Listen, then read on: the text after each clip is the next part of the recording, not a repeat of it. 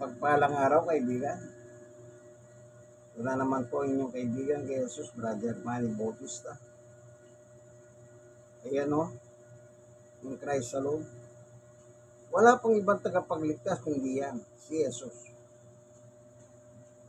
Bago tayo papalaot sa pag-aaral, tayo muna'y mananalangin. Panginoon Diyos, aming Ama na makapangyarihan sa lahat, minsan pa, samahan mo po kami sa aming pagbubulay ng iyong salita. Sapagkat napakahalaga nito, ito ay biblikal. Sa pangalan ni Jesus, Amen.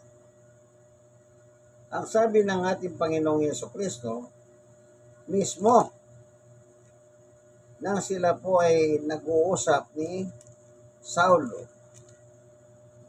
Si Saulo po, si Apostol Pablo yan. Bago siya naging Apostol Pablo, ang pangalan niya ay Saulo. Tignan po natin ang kanilang pag-uusap. Sa Gawa chapter 26 verse 12, sabi ni Pablo, yan po ang layunin ng pagpunta ko sa Damasco. Taglay ang kapangyarihan at paintulot ng mga punong saserdote. Saserdote, pare po pare. 13. Nang katanghalian tapat habang kami naglalakbay, nakita ko po, Aring Agripa, ang isang matinding liwanag mula sa langit. Maningning pa kaysa araw. Nakasisilaw ang liwanag sa paligid namin magkakasama. 14. Kami pong lahat ay nasubasob sa lupa. Narinig ko ang isang tinig na nagsasabi sa akin sa wikang Hebreo, Saulo, Saulo, bakit mo ko pinag-uusig? Ikaw na rin ang nasasaktan sa pangimagsik mong iyan, para kang sumisikad sa tulis. 15. At tinanong ko, sino po kayo, Panginoon? At kanyang sinabi, ako si Jesus na iyong pinag-uusig. 16. Tumindig ka, napakita ako sa iyo upang ikaw ay suguin kung magpapatutuho ka tungkol sa nakita mo ngayon at sa ipakikita ko pa sa iyo. 17. Pililigtas kita sa mga Hudyo at mga Entil na pagsusuguin ko sa iyo. 18. Susuguin kita sa mga taong iyon upang imulat ang kanilang mga mata, upang ibalik sa kaliwanagan mula sa kadiliman at sa Diyos mula sa kapangyarihan ni Satanas. At sa pamamagitan ng pagsampalataya nila sa akin, sila'y patatawarin sa kanilang mga kasalanan at mapapabilang sa mga pinapaging banal. Amen. So, mapakaliwanag po, Ang tagapagligtas po natin ay walang iba kundi si Jesus na pinadala ng Diyos. Isinugo. 1 verse 16, 17. Ganito po naman ang mababasa natin. Basahin ko.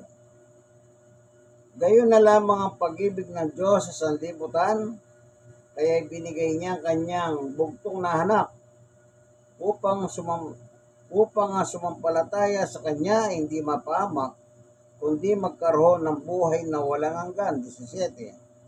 Sapagkat sinugo ng Diyos ang kanyang anak, hindi upang atulan maparusahan ang sanlibutan, kundi upang iligtas ito sa pamamagitan niya. So si Jesus po ay tagapagligtas, hindi tagaparusa. Kaya nga po pinadala ng Diyos si Jesus para tayo magkamit ng kaligtasan, kasi po lahat tayo nagkasala. Wala pong tagapagligtas kundi si Jesus lamang. In Christ alone. Ayan po. Kay Kristo lamang matatagpuan ang ating kaligtasan. Ngayon, yung mga iba, Yung mga iba, kagaya limbawa, wala tayong ano dito ha, sektang kinakalaban, tayo sa aral at Biblia tayo. Bakit kailangan ng tao manalangin sa mga santo at sa mga santa? Bakit ang mga tao nananalangin o kinakausap ang kanilang mga magulang na sila daw ay gabayan? Ano yan? Hindi po lahat yan tama. Mali yan. O manalangin ka sa mga santo. Halimbawa kay Maria, yung ano ba yung panalangin kay Maria? Holy Mary, Mother of God, pray for us. O, bakit kailangan humingi ka ng tulong kay Maria? Abang Ginoong Maria, ipanalangin mo kami mula ngayon hanggang katapusan ng aming buhay. Bakit? Nasa si Maria? Oo, tinatawag siya santo. Santo na kung santo. Pero walang utos sa Biblia, walang utos ang Diyos, walang utos si Jesus na manalangin kay Maria. Actually, sila Maria nga nanalangin. Nung nabubuhay si Maria, nanalangin nga sila sa Diyos eh. O ngayon, pati si Maria dadalanginan ninyo. Huwag naman. Si Maria po, kagaya natin tao yan. Kung sila man po ay kinasangkapan ng Diyos ng panahon nila, hanggang doon lang po ang papel nila. Hindi po sila bahagi ng kadyosan. Kaya wala silang parte. Lalo na yung ibang mga santo, mga santa. Huwag po. Magkakamali na po kayo dyan. Unang-una, babasahin natin yung sinabi ni Jesus. 16:23 ng 1. Ganito po ang sinasabi ng ating Panginoong Jesucristo. Kung tayo po'y mananalangin 1:16-23. Ganito sabi niya, tandaan ninyo, anumang hingin ninyo sa Ama sa aking pangalan ay ibibigay niya sa inyo. Sa aking pangalan, sabi ni Jesus, hindi niya sinabing sa pangalan ng aking ina, sa pangalan ng mga santo, sa pangalan ng mga santa. Yung di rin sinabi niya sa mga pangalan ng mga apostol. Wala po. Ang sabi niya specific, sa aking pangalan, in my name. Yan po ang tamang turo. Hindi tayo dapat, yung iba sabi na, pag namatay na yung, halimbawa, namatay yung nanay, matagal na, then sumunod ng tatay. Paglibing ang sabi ng mga anak, oh, nay, eto na si tatay, magkikita na kayo. Magkikita na kayo sa langit. Sana, bantayin nyo naman kami. O, kita nyo? Hindi kasi nila kinu-question yan eh. Dapat yan ku-questionin mo yan. Isipin mo, pareho ng patay yung magulang. Anong sabi ng mga buhay na anak? Bantayan nyo kami. Eh bakit? Gwardiya ba yan? Wala na yan, patay na yan. Wala na magagawa sa mga buhay yan, kaibigan. Ang buhay ang may magagawa sa patay. Yung buhay ang nagdadasal sa mga kapwa niya buhay. Pero yung patay, hindi na pinagdadasal niya. Pero ang ginagawa ng simbahan, pag nilibing na, pag nasa loob ng simbahan, pinagdadasal pa yung patay. Oh, madalas ako sa mga simbahan, kaya alam ko yan. Naririnig ko. Ipagdasal ang mga yumaong mahal sa buhay. Hindi nauutos yan. Manapang sabi ni Jesus, ang ganito po kanyang turo. Chapter 4 ng Mateo sa 17. Ganito sabi ni Jesus. Magmula noon, nangaral na si Jesus. Yung magmula noon, after na si bautismo ni Juan Bautista sa Jordan River. After that, nangaral na po siya. Mateo 4:17. Magmula noon, nangaral na si Jesus. Sabi niya, pagsisihan ninyo talikdan ng inyong mga kasalanan sapagkat malapit na maghari ang Diyos. Anong sabi niya? pagsisiyan at talikdan ng mga kasalanan natin habang nabubuhay tayo. Ano yan? Confession. Paggamin sa kasalanan sa Diyos. Magko-confess ka ng iyong kasalanan. At pagkatapos, tatalikuran mo na yan at hindi mo na babalikan. Halimbawa, si Magdalena. Anong trabaho ni Magdalena? Nagbebenta ng aliw. Nahuli siya nagbebenta ng aliw. Dinala ng mga Hudyo na kababayan ni Jesus kay Jesus. Sabi nila, Guro, nahuli namin nagbebenta ng aliw si Magdalena. Kasi ayon sa kanilang batas, kailangan patayin si Magdalena sa pamamagitan ng pagbato ng bato, stoning. So sabi ni Jesus, habang yumuko siya, sumusulot yung daliri niya sa lupa, yung walang kasalanan sa inyo, ang unang bumato. Tuloy pa rin siyang nakayuko.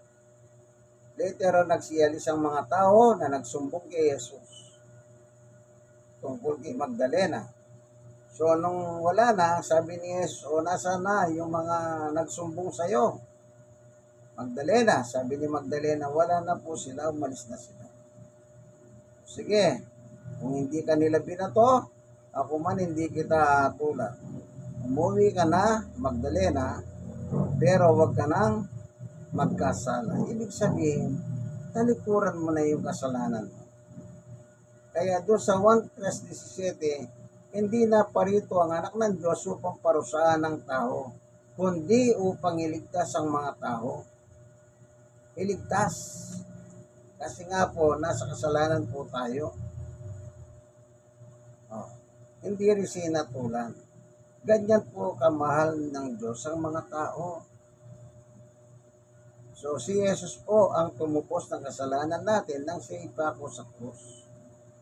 Ginawa po yan para matubos ang ating kasalanan. Ang sabi ni San Pedro, sa unang Pedro 2:24, ganito po ang nakasulat. Basahin ko.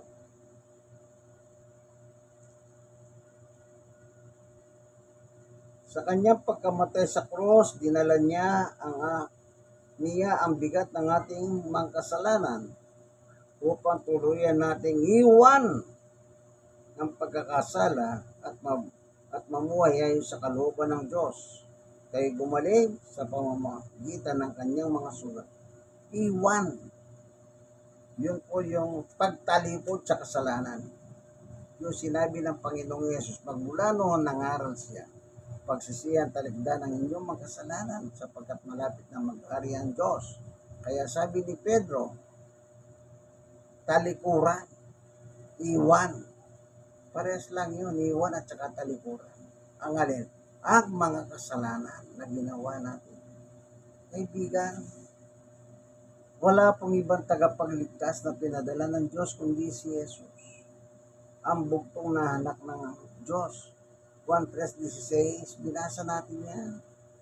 Gayon na lang ang pag-ibig ng Diyos sa mga tao na ibinigay ang kanyang bugtong na anak si Jesus, na sino man sumampalataya sa kanya hindi parurusahan, hindi mapapahamak sa apoy ng impyerno, kundi magkaroon ng buhay na walang hanggan sa piling ng Diyos sa langit. Kaibigan, kung hindi niyo pa po sinusuko ang buhay ninyo kay Jesus, isuko niyo na. Sayang ang pagkakataon. Huwag nyo na pong pahirapan ang ating buhay. Meron pong ikalawang buhay, kaibigan. Yung buhay natin dito sa ibabaw ng mundo, pansamantala lang po yan. Para lang tayong mga turista dito. Naglalakbay, ika nga ni Pablo. Then, lilisanin din natin ang mundong ito. At saan tayo patungo? Dalawa lang. Langit, impyerno. So, bahala kayo sa inyo gusto. Pag hindi kayo nagsisi, impyerno kayo. O kung nagsisi man kayo, hindi nyo tinalikuran ang kasalanan nyo, impyerno pa rin kayo. Kasi ang gusto ng Diyos, yung mga kasama niya, ay mga malinis.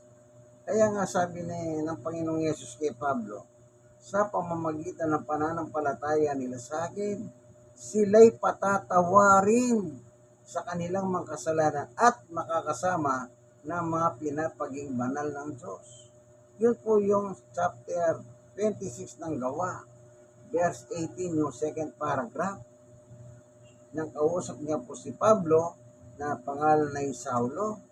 So, nung maging apostol na po siya, ang pangalan niya ay Pablo. Kaya isinugo niya upang mangaral, upang magpatotoo. Kanino? Ang ipatotoo niya, walang iba kundi ang ating Panginoong Jesucristo. Ganito po ang nakasulat naman sa Roma 10:17. Ang sabi ni Apostol Pablo ay ito, kaya't ang pananampalataya ay bunga ng pakikinig at makakapakinig lamang kung may mga ngaral tungkol kay Kristo. Kailangan isa lang ang dala ng mga ngaral. In Christ alone. Pag nagdala ka pa ng iba, kaibigan, maling-mali na yan. Nagkakamali ka na. Niloloko mo na ang sarili mo. Niloloko mo pa ang iyong mga kapwa-tao. Maliwanag po. Sinong ipatotoo niya? Ang sabi ni Jesus kay Pablo, ipatotoo mo ako sa mga nasa demonyo na kay Satanas. Sabi niya, basahin ko sa chapter 26 pa rin. Balikan lang natin yung binasa natin kanina. Anong sabi niya ni Jesus kay Pablo? Sa verse 16, tumindig ka, Pablo o Saulo, napakita ko sa iyo upang ikaw ay suguin, magpatotoo ka tungkol sa nakita mo ngayon at sa ipakikita ko pa sa iyo. Anong ipapatotoo ni Pablo? Yung nakita niya kay Jesus. Kaya dapat